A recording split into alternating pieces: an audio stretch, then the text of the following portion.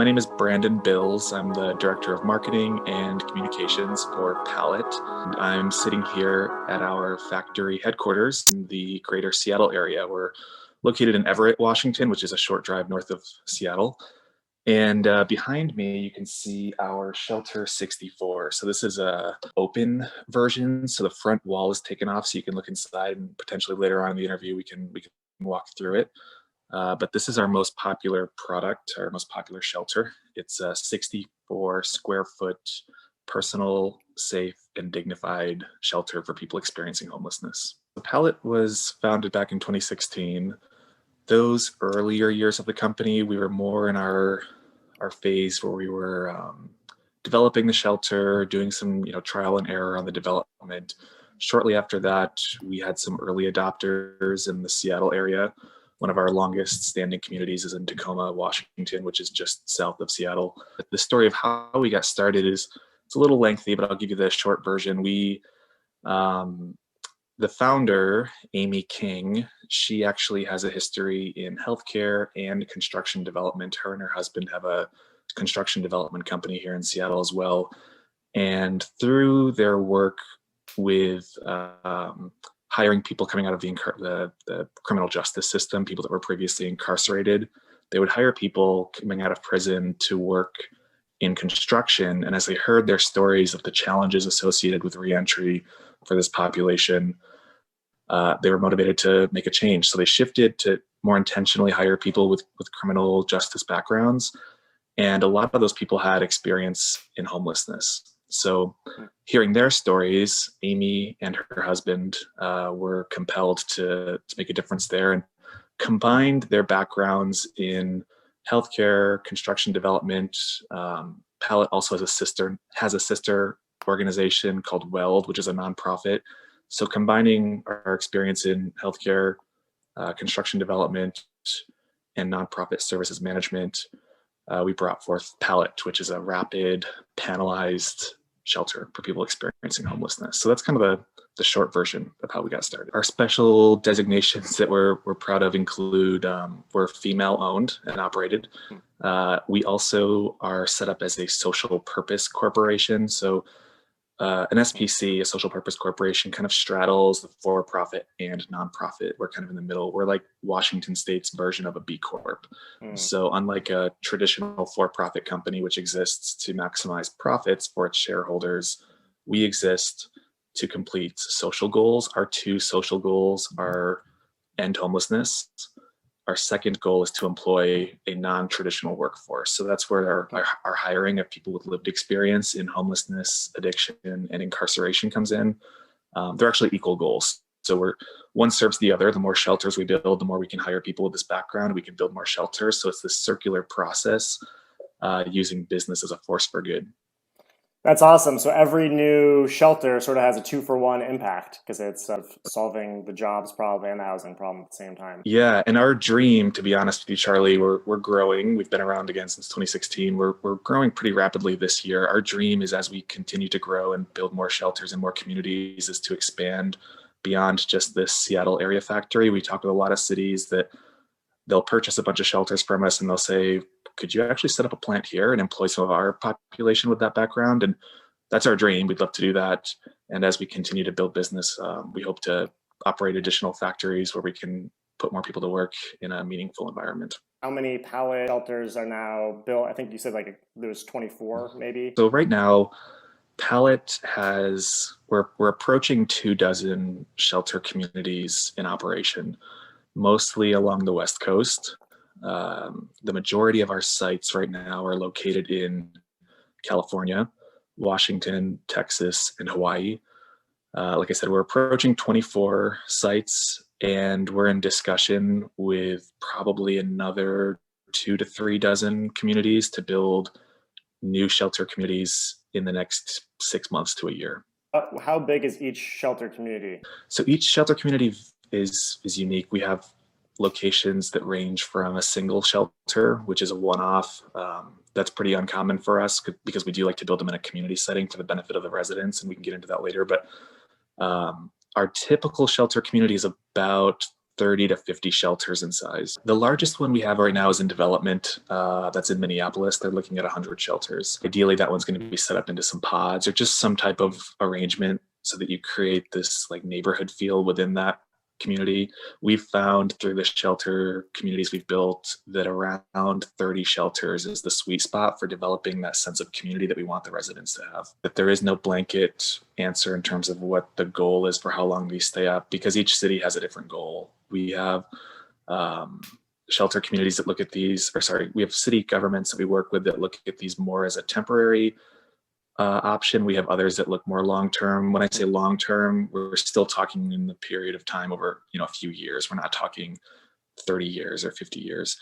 But in terms of the ideal stay, ideally, a person experiencing homelessness is living in a shelter for a matter of days or months, not years. These were not designed to be permanent housing. They're definitely not permanent housing.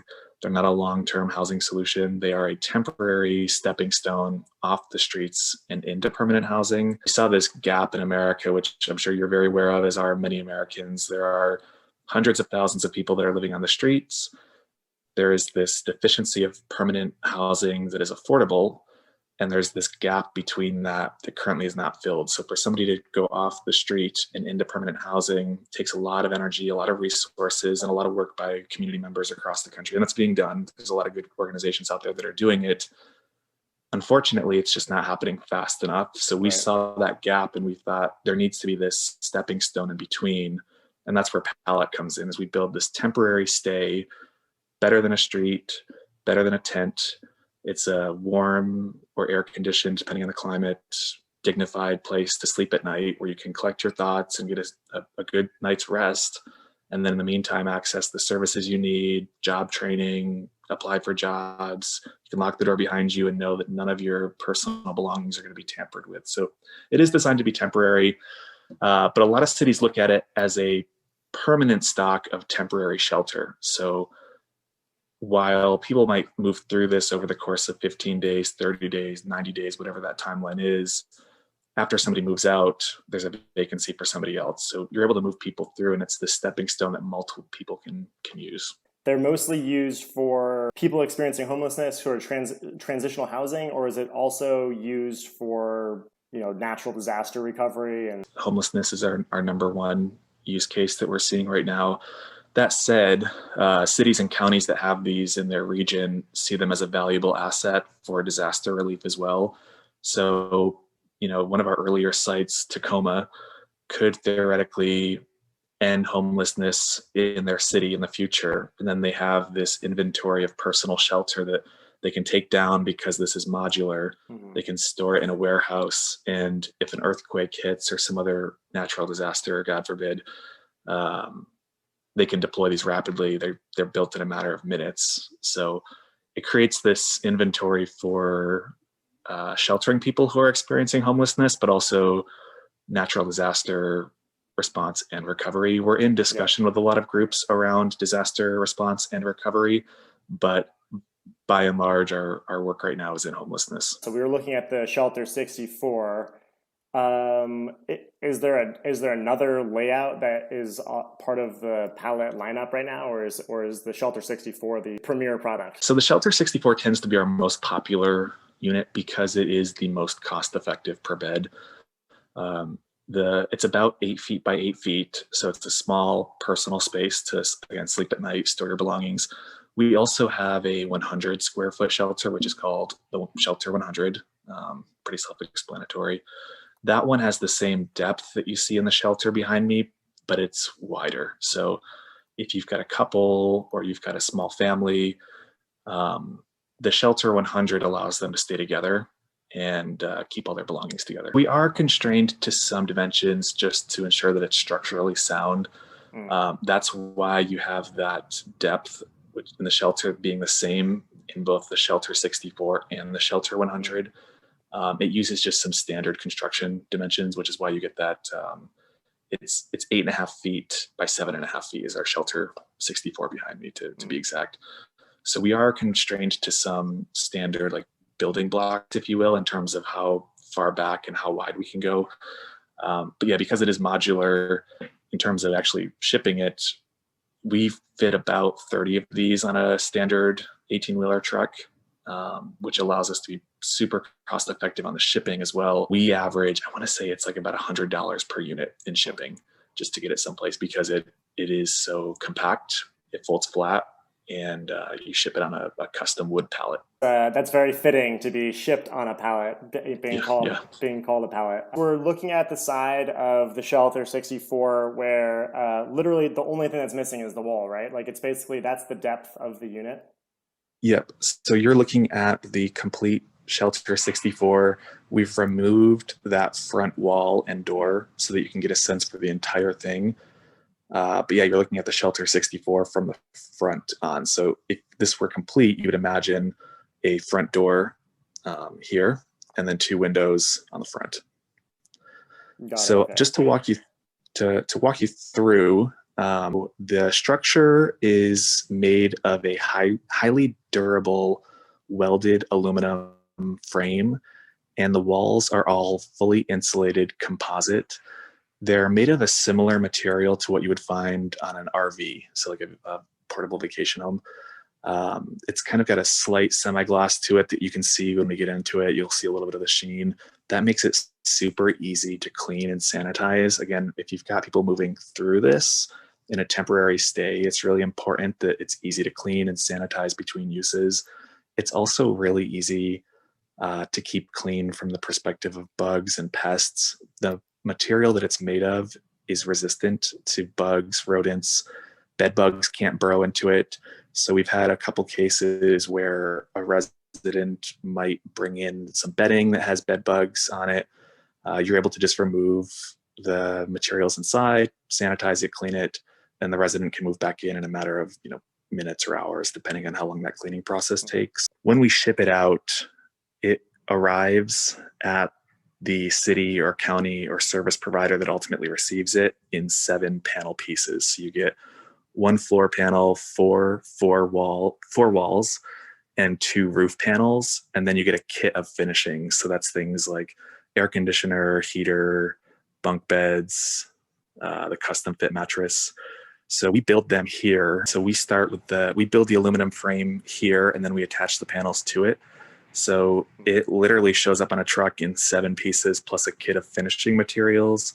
And just like IKEA furniture, easier than IKEA furniture, you snap it together with minimal tools.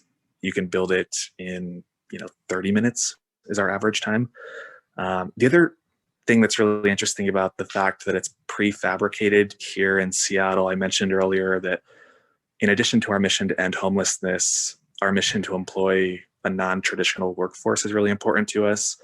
The vast majority of people here at our factory that build these shelters are formerly, they have lived experience in homelessness, addiction, or incarceration. So again, that circular model allows us to work to end homelessness and move people off the streets and into permanent housing, but also at the same time, it's changing people's lives that actually build them. Yes, we have 2 insulation options. We have a 1.5-inch insulation for more temperate climates, and for climates that are a little colder or a little hotter, we have a 3-inch insulation option available. Just kind of looking throughout, while we're on the topic of insulation and cold weather versus hot weather, we have ventilation built in throughout. So every single window in this shelter opens up. We also have this ridge cap. So along the ridge line of the shelter, that little black knob, you can push those up and that opens up the roof line. So on a hot day, hot air rises and it allows us to naturally cool off. So you can imagine a climate like Seattle or even San Francisco. You've definitely got days that they're warm, but they're not hot enough to run the AC. This allows the resident to open up the windows, open up that ridge line, and create some wind, let some air move through for ventilation. For days that are hotter, we have a space here for an air conditioner. I don't have one installed in this unit, this demo, but it's just a standard air conditioner. So that keeps things really cool and comfortable.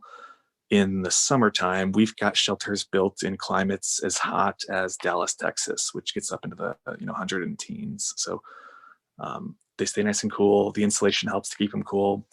For the colder climates, we have a heater built into this electric panel back here. So again, it's a personal climate control feature that allows the resident to control their own temperature. And then there's also a breaker box you see here. So if the resident were for some reason turn on both the AC and the heater, it would trigger that breaker box and shut the thing down, and they just flip the switch to. There's features throughout like that that ensure it's used appropriately. That I think is kind of a nice transition into safety as well. So within the unit, we've got multiple safety features built in. You can see we've got a fire extinguisher that comes standard with them. We've got a smoke detector, and we don't have the smoke detector, but that's where it goes right there.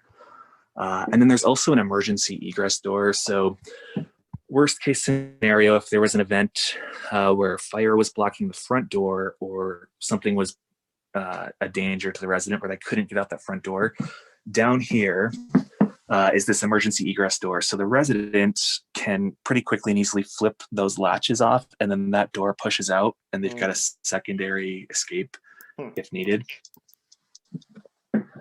A couple other features to point out. So back to this topic of insulation and bugs and pests. After the shelter is fully assembled, we go through with this trim. Let me show you this up close. This is down here as well. This black strip here that you see is this, it's like a rubber material that seals up cracks and crevices that, minimizes drafts, keeps pests and bugs out. That goes down pretty quickly. Possible to also do a sprinkler setup, or has that ever been done? Yeah, we have one site that is looking into that. It is possible because of the size of the shelter and its intended use. Most communities that we have these in do not have a sprinkler system, because if there were an issue, you do have that. You've got the alarm, the sound of the alarm to alert you, and the size of the shelter. Also, because it's not made of organic materials, it's all composite and aluminum. It's naturally very fire resistant. We've done fire tests with a few different cities and counties to test its abilities to withstand fire, and it holds up extremely well. So I would say 99% of our shelter communities don't have a sprinkler system installed. There is one that we're talking to right now that is exploring it. It hasn't been necessary in cities where we've built them to date. Shelters arrive on site with 7 panels, plus this kit of finishing materials. That electrical kit is one of those finishing materials. So you get a small panel, which is that electric panel. And then we finish the wiring process. It's pretty simple and easy, but the end result is there's a wire that sticks out the back that the city or county can connect to the grid. They can connect to solar. They've got a couple different power options. So it is a separate piece, but it arrives and it plugs in pretty quickly. How is the whole thing assembled? Yep, so they're bolts. You can get a closer look up here. So the assembly is faster if you have tools, but tools are not required. Oh wow, you can hand assemble this. You can, yep. And then for climates that let me kind of back up a little bit.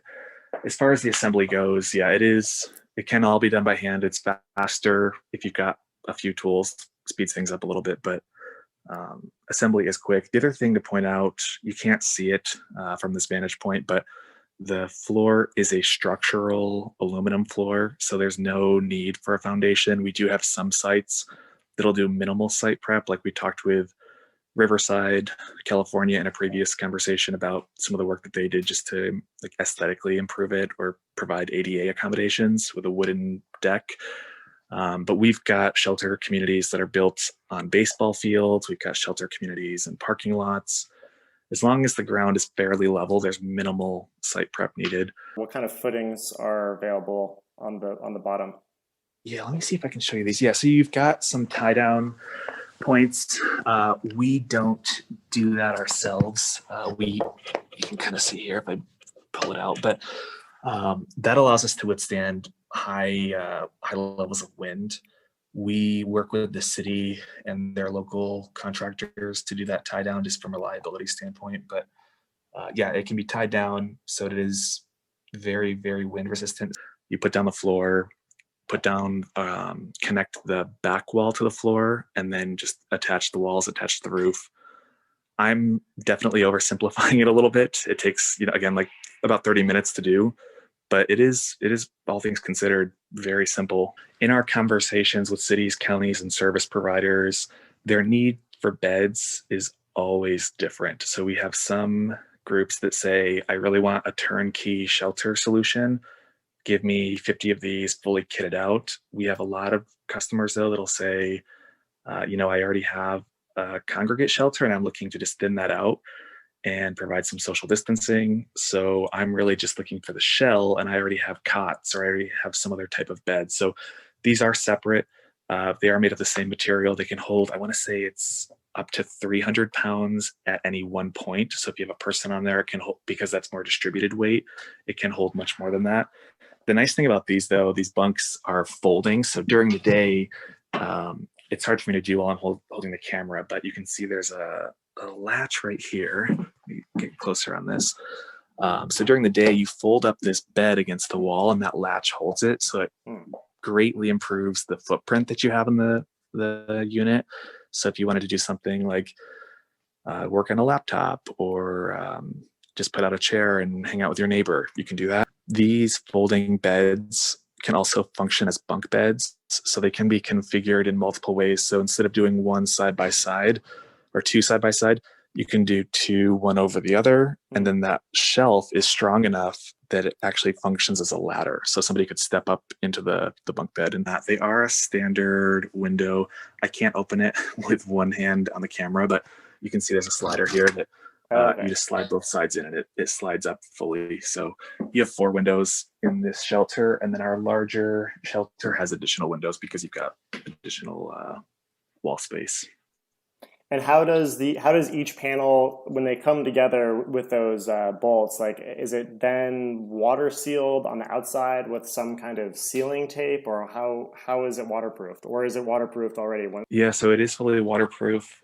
We include, when we build these out, I mentioned that that black rubber seal. We do that along the top as well. So that keeps bugs and pests out of this. Yeah, just the gaps up there. We don't have it up on this one because it is the demo, but the gap up there is very minimal already, but that rubber seal closes that off completely.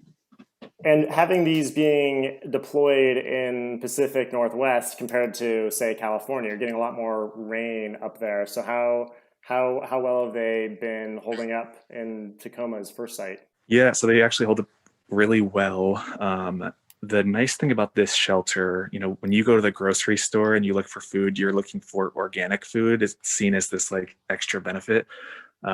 We are actually proud that these are inorganic because unlike a wooden shelter, like a traditional tiny home, wood over time can mold, mildew, and rot. So instead of making these out of organic materials like wood, the fact that they are made of aluminum and insulated composite, they are completely resistant to mold, mildew, and rot. It's also nice so that you don't have anywhere for like bodily fluids to collect if that becomes an issue. It goes back to that ability to easily clean and sanitize. But yeah, we have, Tacoma, Washington was one of our first sites. It's been in operation for a few years and there's absolutely zero issue with rain. They're designed and built here in the Pacific Northwest, so we're used to that rain. There's also this little feature here that it's kind of a nice little touch. Above the front door, you can see this little rain gutter, which diverts rain off of the roof and away from the door. So if you've got them set up in a baseball field, like I mentioned, that entryway doesn't get all muddy from water falling off the roof. It's white because that helps to keep it cool in the summertime. It reflects the sun. But this white is also this blank slate for communities to customize and add their own flair to. So we have some communities that have hung art on the outside. We're working with a group right now that's going to do a vinyl wrap. So you can imagine the possibilities are endless in terms of customization. So it follows in the spirit of the community and community can customize it as they see fit. Definitely have customizations on the outside. The one that I like to point to is Sonoma County. They actually worked with a local artist to put art on each shelter. They also, a lot of communities do this as well, where they'll assign a number, just like you and I have a street address on our homes. They assign a street address on each shelter so that it provides this sense of space. And then it also gives the resident an address at which they can receive mail, they can sign up for ID, like all these important things that are part of that stepping stone out of homelessness. That number on the outside is really important to that. As far as the inside goes, I've toured a bunch of our shelter communities just in following up and checking in on impact and kind of where the communities are going. And the insides of these shelters are, again, just like the houses that you or I would live in, where we have our own, like looking at the back of your background and your house is decorated different than mine. And these shelters are just the same. So I'm trying to think of like some of the more interesting interiors that I've seen. I've seen people that have taken like a shower curtain rod and have put that across and use that as a place to hang clothing. We have shelving throughout so people can store their things, but if somebody wants to hang their shirts or hang their coats, I've seen somebody do that. Often I'll see people put down a little carpet to warm it up. I'll see like furniture. People love to also put personal photos in here. Almost every shelter community I've seen, people have photos of loved ones or a pet or something important to them. One that was kind of unique that kind of caught me by surprise in Sonoma, that shelter community that we built in Sonoma had a lot of media attention surrounding it. And there was a story in the local newspaper around the opening of the shelter community. And one of the residents, when I was walking through, invited me into his space to like kind of show me how he's customized it. And on his shelf next to his bed, he had that story. And he explained to me like the community rallying to build this was so important to his life that he wanted to keep that story. So again, just like you or I personalize the places we live, and people experiencing homelessness are people just like you and I. They just have different sets of challenges that they're working through, and they want their home to be unique. This has electricity running to it. So you can see we've got a small lamp running. We've got lights on the ceiling. There are outlets. So residents have phones. They have small electronics they need to keep charged. So this allows them to do that, which is important. If you think about what you do in your own personal house, you go home and you recharge your devices. They need to do the same thing so they can continue to access services, look for jobs if they need one, look around the outside. So this is kind of a step back so you can see the whole thing in the frame. It is difficult for me to stand behind it because it's right next to a wall, but I can tell you that the way that the wire comes out the back, it's just like we call it a pigtail. So most of the magic in terms of the electric panel is housed between this panel you see and the wall that's the exterior wall. And it's a safety feature as well. It's also a durability feature, so it prevents tampering. But from a safety standpoint, we wouldn't want, tons of wires exposed. We want this to be as safe and minimal as possible so that there aren't any like durability issues long term. What kind of code or zoning considerations does one need to consider when building a shelter village? Yeah. So that is like the $1 million question, to be honest, because it really varies from city to city and from county to county.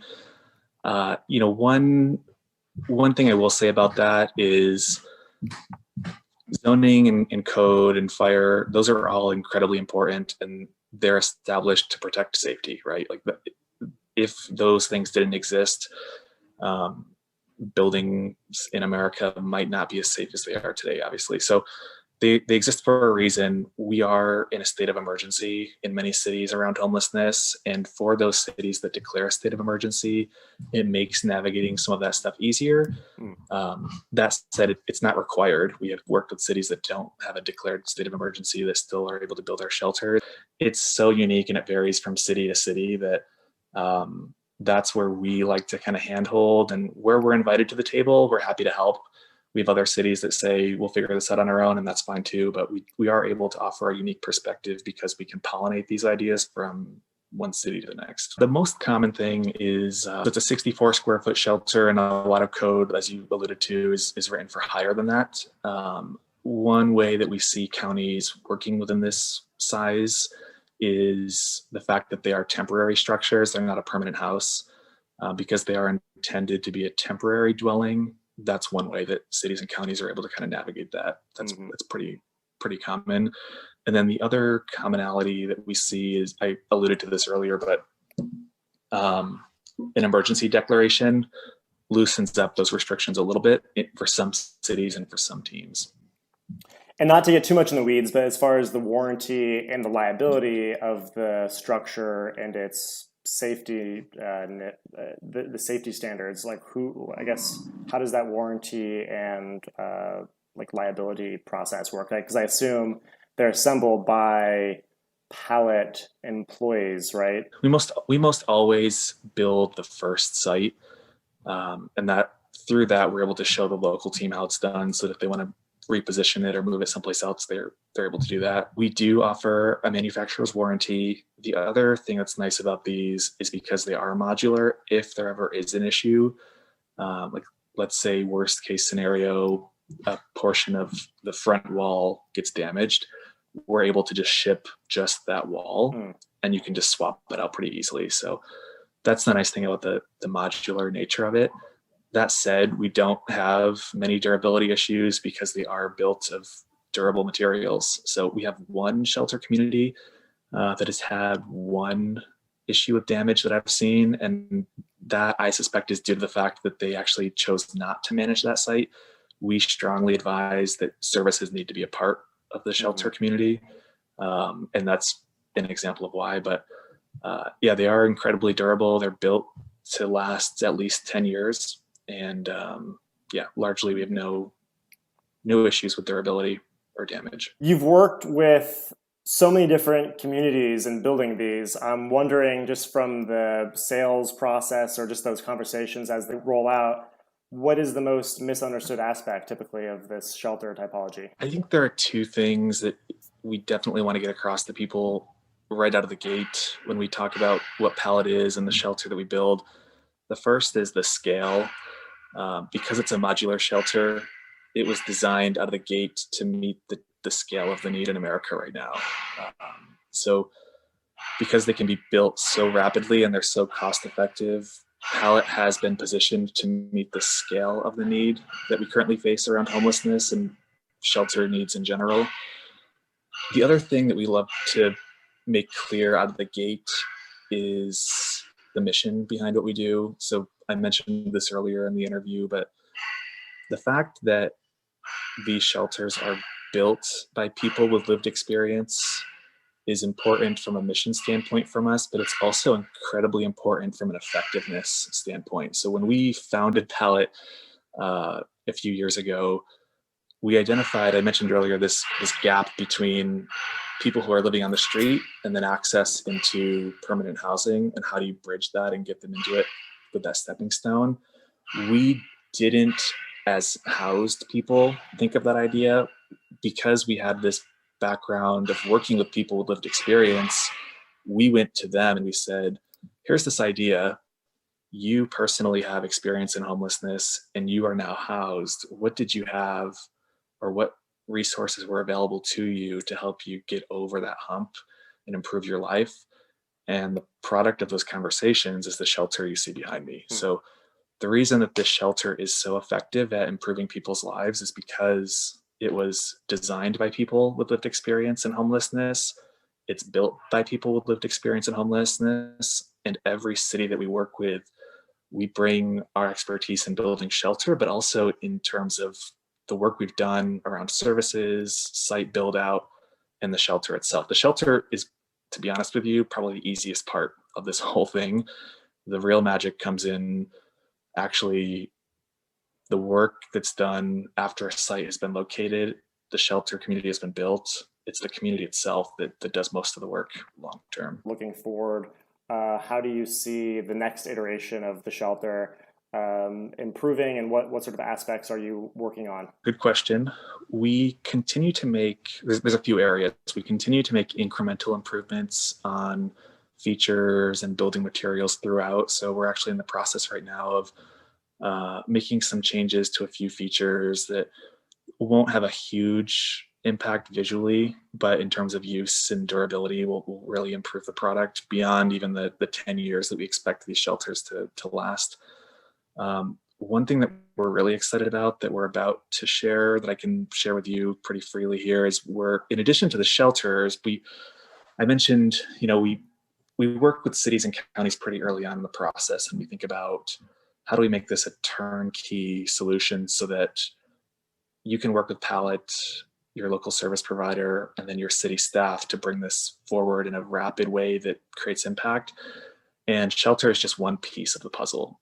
Obviously, these don't have bathrooms or showers or kitchen facilities within, and that's by design so that you can build the shelter faster and more cost effectively.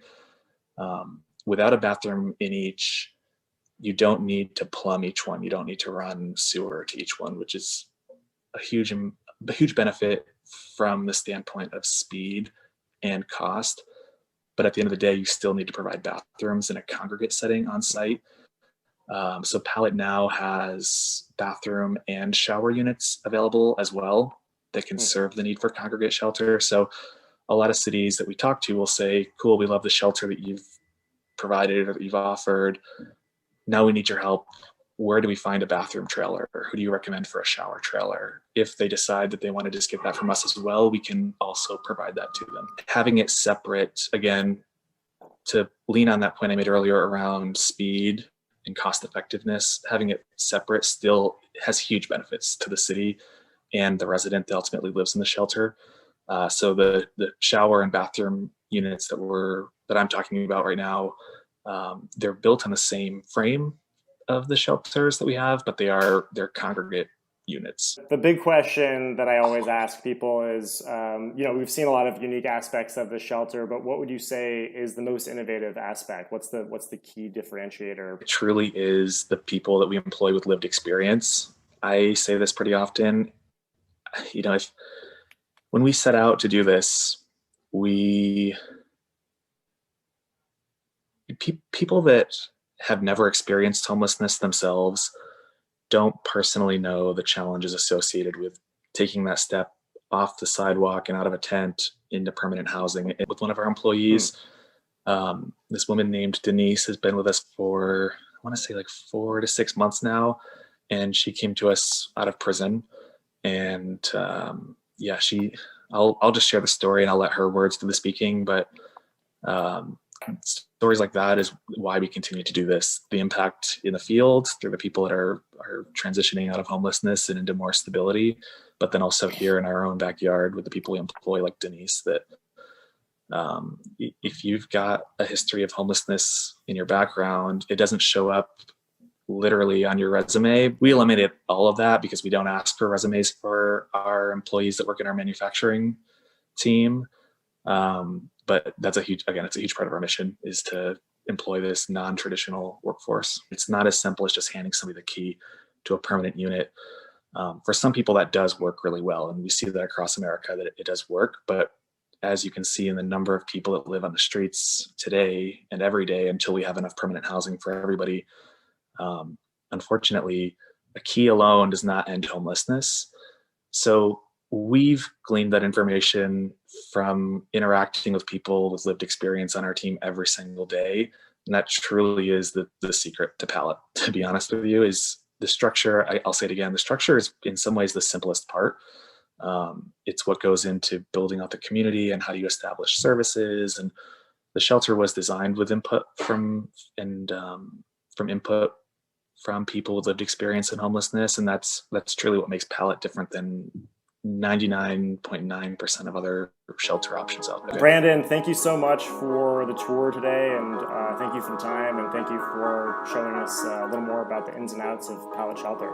Yeah, thank you, Charlie. Appreciate the time today, and it's a pleasure to be part of the showcase.